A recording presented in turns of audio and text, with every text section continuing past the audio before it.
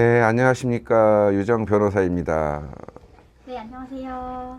오늘은 또 특별한 것을 준비해 주셨다고 했는데 소개 좀 해주시겠어요?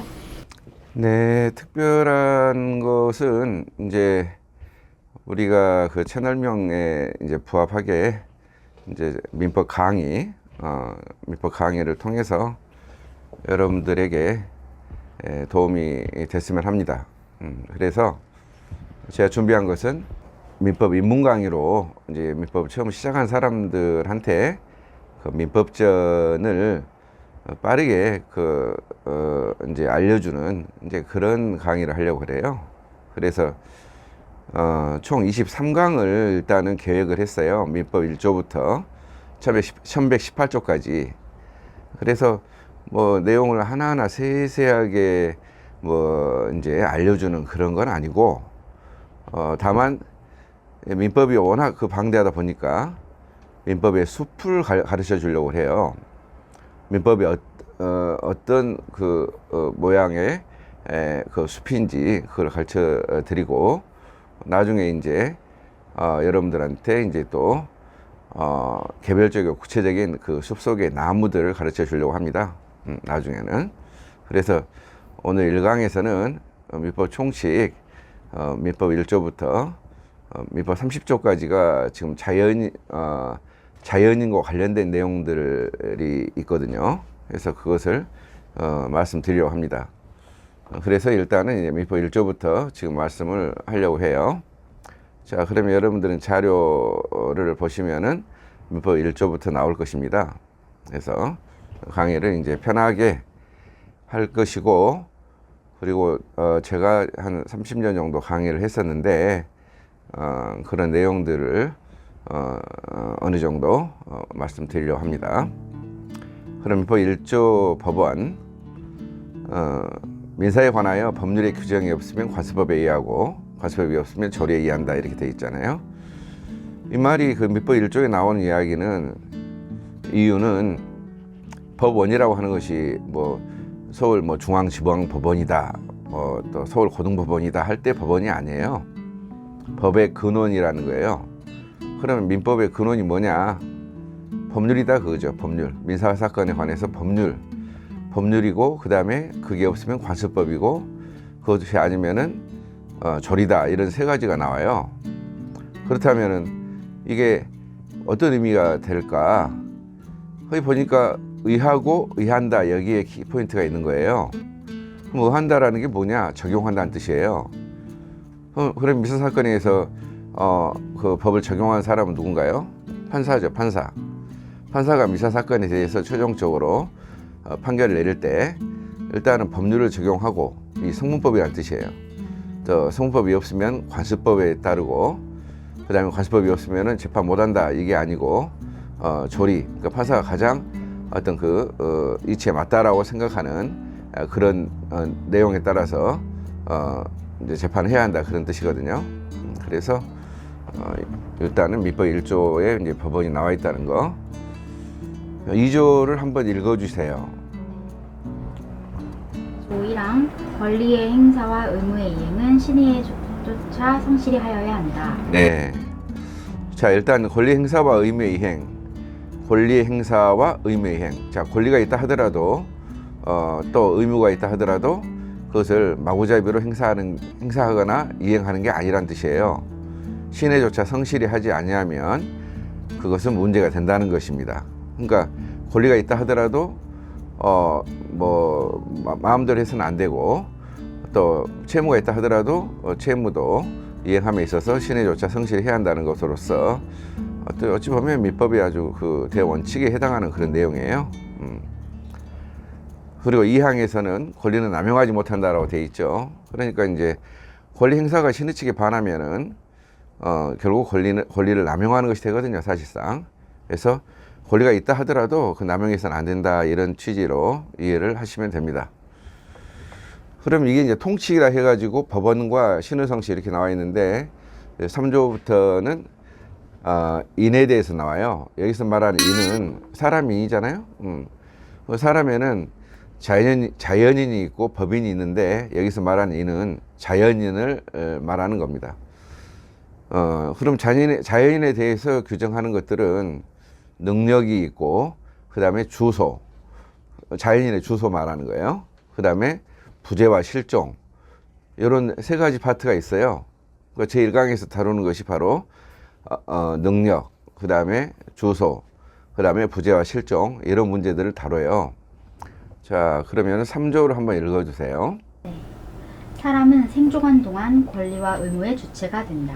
그래요. 여기서 권리 능력이란 게 나오잖아요. 권리 능력.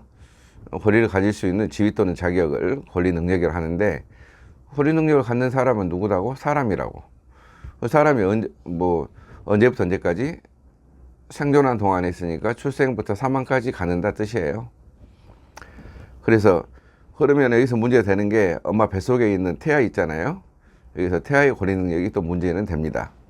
태아도 그 권리를 가질 수 있느냐에 대해서 우리 민법은 일반적으로 태아도 출생한 사람과 똑같다 이러지는 않고, 이제 뭐 상속이나 유증이나 이런 등등해서 한 대여섯 가지만 개별적으로 인정하고 있습니다.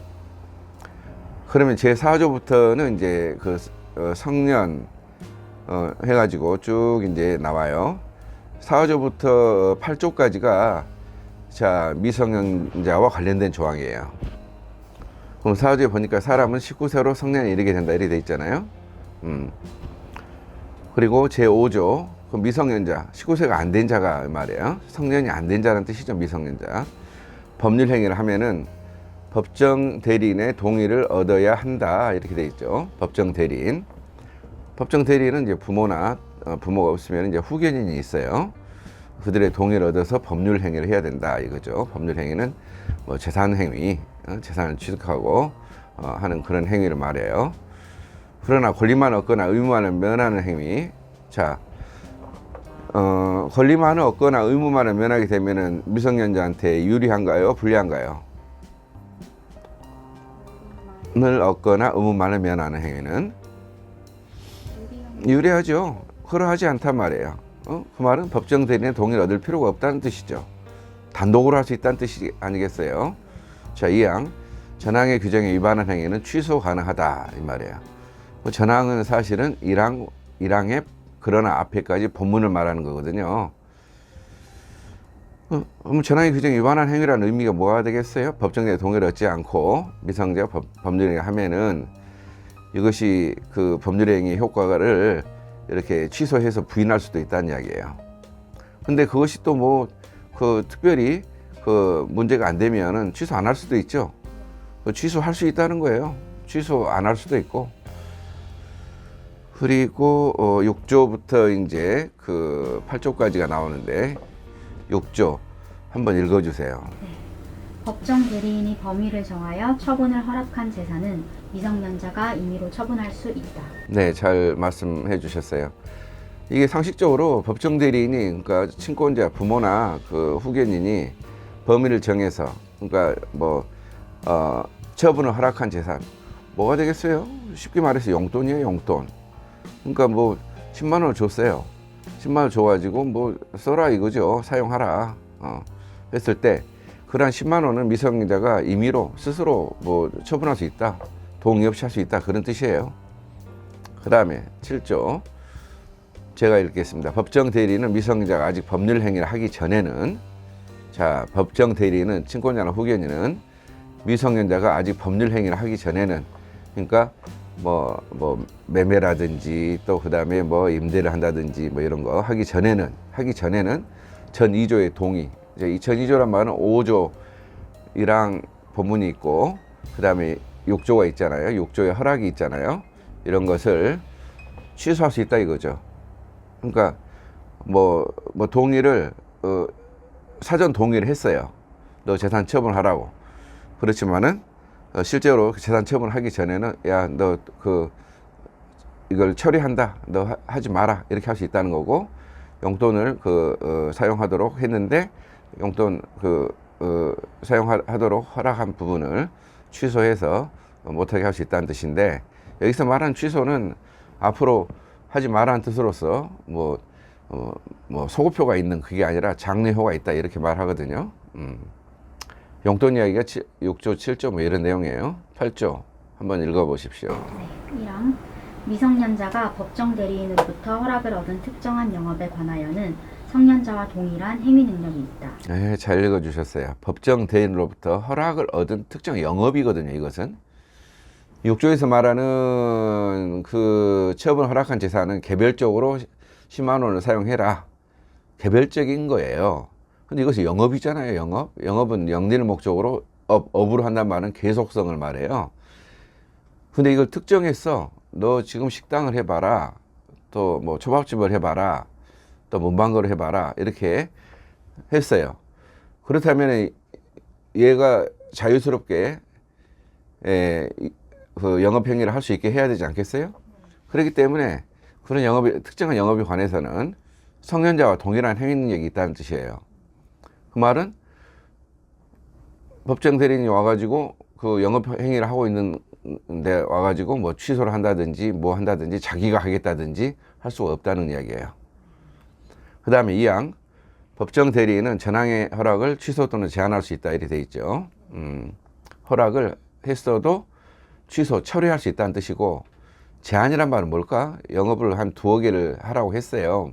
문방구도 하고 식당도 하고 하라고 했는데 그 중에 하나만 해라 할 수 있다는 이야기예요. 그런데 이것은 내부적으로 영업 활동을 하지만은 내부적으로야 뭐 취소 제한도 할 수 있겠지만, 그러나 영업을 하기 위해서는 상대방과 또 거래를 하잖아요. 상대방과 거래를 하는 사람은 이런 취소 제한을 모른다면은 그 사람은 보호해야 되겠죠. 그러나 선의 제3자에게 대항하지 못한다. 취소 또는 제한을 주장을 못한다 뜻이에요. 선이라는 게 뭐냐? 착하다 이런 뜻이 아니라 모른다, 몰랐던 거래에 들어선 제3자를 말하는 것이죠. 아시겠어요? 그래서 의미 있는 이야기를 하고 있는데, 지금 3조는 지금 권리 능력이고 권리를 취득하거나 의무를 부담할 수 있는 지위 또는 자격을 말해. 그러니까 사람이어야 돼. 근데 4조부터 지금 그 8조까지 미성년자는 구체적인 행위를 할 수 있는 능력이란 말이에요. 구체적인 행위. 그럼 행위를 하려면은 여기서 이 행위는 법률 행위를 말하는 거예요. 그럼 법률 행위란 말이 어려운 게 나오잖아요. 의사표시 요소라는 법률 요건인데, 의사표시, 머리로 생각하고 표현할 수 있는 능력. 그러려면 미성년자는 안 되겠지. 그런 의미잖아요. 그 이야기를 한 것이고, 이 사람들을 보호하기 위해서 동의나 뭐 이런 것을 얻어라 이렇게 하고 있잖아요. 동의 없이 한 거, 또 한 것은 취소가 가능하다 해가지고 취소해가지고 뭐 한다는 이야기예요. 무효화 시켜가지고 다시 바꾸시킬 수 있다. 받을 수 있다. 덜받는 권리 자체는 나중에 또 배워요. 부당이득 반환 청구라든지 소유물 반환 청구라든지 그것은 나중에 합시다. 9조부터 봐봐요. 9조부터 11조까지가 성년 후견 뭐 이런 말이에요. 성년 후견.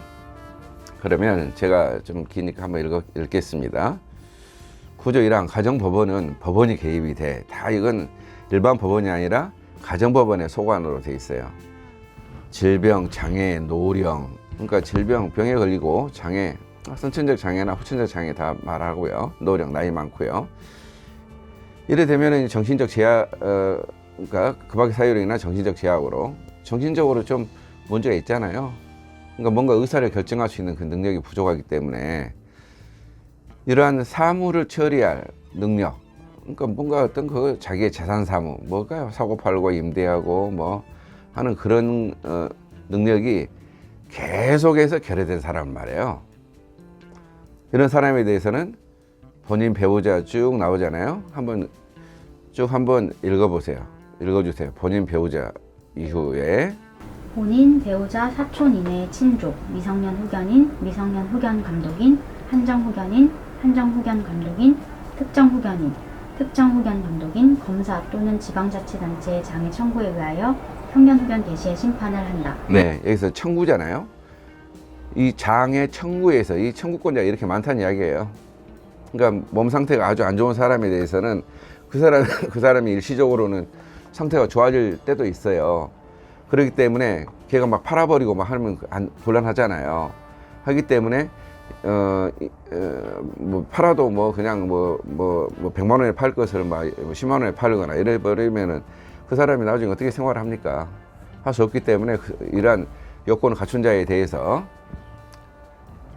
일정한 자가 청구를 해가지고 법원에서 심리를 하죠.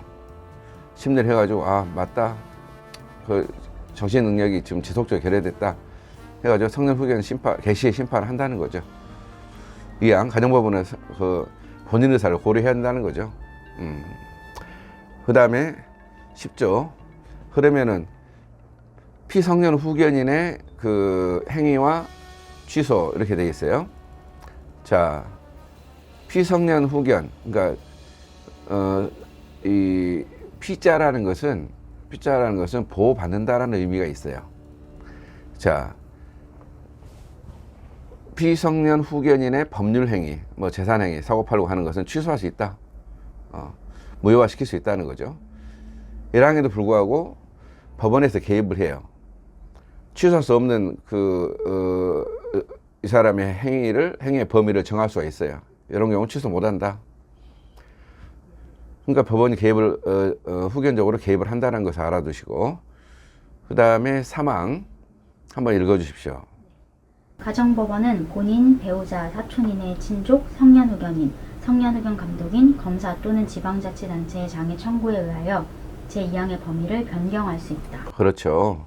그러니까 이제 취소가 가능한데 피성년 후견의 법률에는 취소가 가능해서 무효화시킬 수 있는데 취소 못해 하는 법률행위 범위를 1, 2, 3 정할 수 있다는 거예요. 정해놨어요. 정한 것은 하나의 이것도 심판이죠. 근데 법원에서는 나중에 일정한 데의 청구에 의해서 뭐 1, 2, 3 가운데 1, 2는 1, 2만 이렇게 그대로 두고 나머지는 이제 다시 취소할 수 있게끔 하자, 이럴 수도 있다는 거예요. 그 다음에 사항 1항에도 불구하고, 자 1항이란 말은 뭐냐, 취소 가능하다라고는 했는데 1항에 불구하고 일용품의 구입 등 일상생활에 필요하고 대가가 과도하지 않은 법률행위는 성년 후견인이 취소를 못한다. 뭐겠어요 이것은? 그렇죠. 취소 못한다. 일용품 구입해야 되잖아요. 일상생활에 필요하고 대가가 과도하지도 않아요. 그 다음에 성년 후견 종료의 심판. 원인이 소멸했어요. 후견 개시 원인이 소멸했어. 그럼 가정법원은 본인 스스로, 그 다음에 배우자, 일정한 데의 청구에 의해서 후견 종료, 일단 정상이 됐다 이거죠. 약 먹고 나왔다 이거 아니겠어요? 사정 변경 이렇게 말합니다. 그 다음에 이제 한정 후견 개시 심판이 12조부터 14조까지 나와 있고, 이것은 이제 성년 후견은 좀 지속적으로 결여된 자인데, 이 한정 후견은 좀 12조 1항의 두 번째 줄을 보면은 이제 질장 노기는 똑같아요. 질병 장애 노령 기타 사유 사물을 처리하는 게 부족한 거야. 지속적인 결여가 아니라. 그러니까 좀 덜 정신적으로 덜 부족하다는 뜻이에요.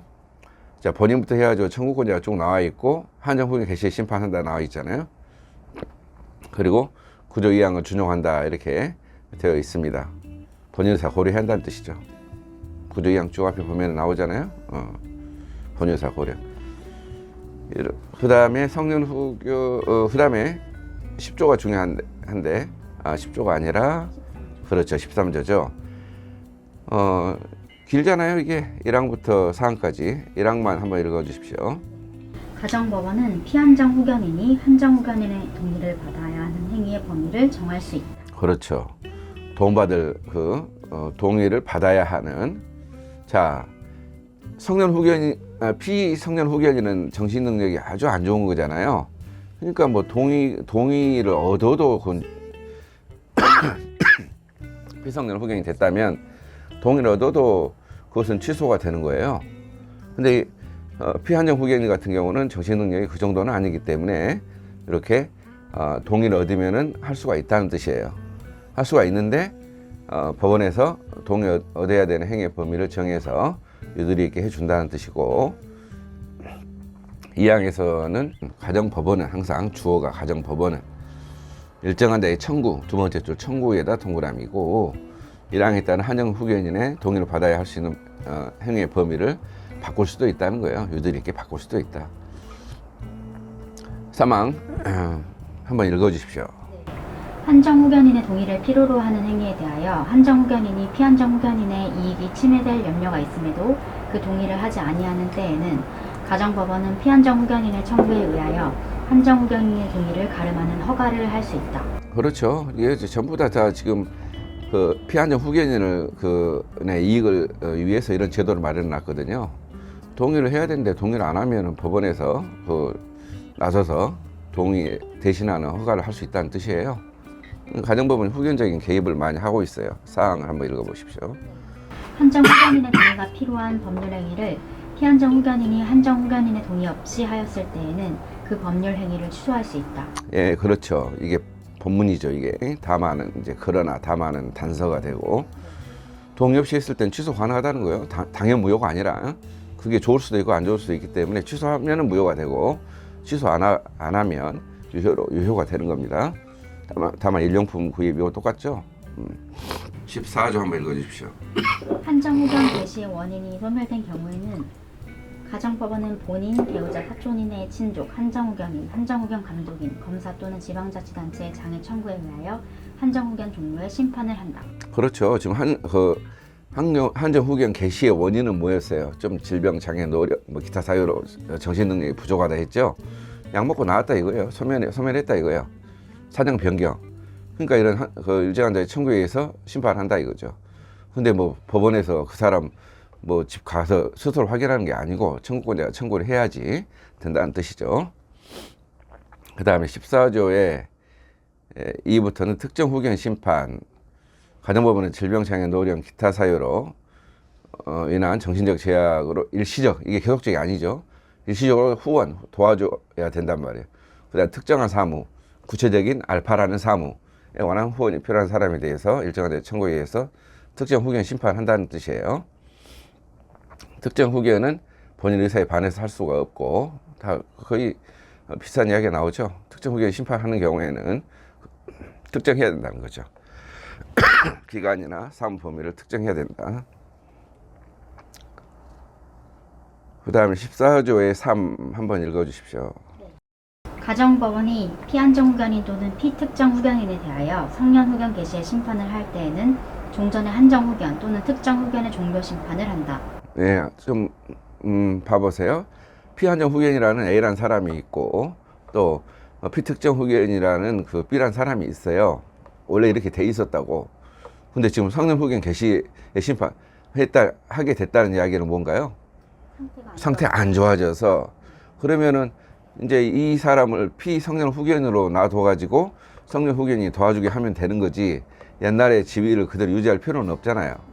그래서 종료 심판한다는 뜻이고 2항 가정법원이 피성년 후견인 또는 피특정 후견인에 대하여 한정 후견 개시의 심판을 할 때에는 종전의 성년 후견 또는 특정 후견의 종료 심판을 한다. 예, 이것도 거의 비슷한 이야기가 되죠. 그러니까 뭐 이중적 지위를 놔둘 필요가 없다는 이야기예요. 이런 것들이 이제 다들 이제 시험 문제도 다 많이 나오고 막 하는데 말 자체가 어렵지 그냥 편하게 그거 보면은 이제 쉬운 겁니다. 그 다음에 15조부터 17조가 있는데 이게 이제 제한 능력자 지금 제한 능력자는 아까 뭐였어요? 그 능력이 제한되어 있단 말이죠. 미성년자, 그 다음에 피성년 후견, 피한정 후견, 피특정 후견 뭐 이런 사람들인데 얘네들이 경우에 따라서는 뭐 취소가 가능하잖아요. 그러면 취소는 할지 안 할지를 모르기 때문에 상대방 그런 사람과 거래한 상대방은 좀 불안하죠. 불안하기 때문에 상대방이 그 확답을 너 어떻게 할 거야 하는 확답을 촉구할 권리, 옛날에는 최고권이라 했는데 지금은 촉구권이라고 바뀌었어요. 그런 이야기가 이제 1항, 2항, 3항에 쭉 나와 있는데 이것은 이제 여러분들이 한번 읽어보시고 그 다음에 16조 제목만 말할게요. 제한 능력자의 상대방의 철회권과 거절권. 자, 15조에서 나와 있는 확답을 촉구하는 이란 권리는 일단은 15조 두 번째 줄에 한 달 이상의 기간을 정하여 그 추인할 건가 인정할 건가 말 건가를 촉구하고 능력자가 된 사람이 기간 내에 확답을 발송을 안 하면 추인 간주, 그러니까 인정하는 걸로 본다라는 거예요.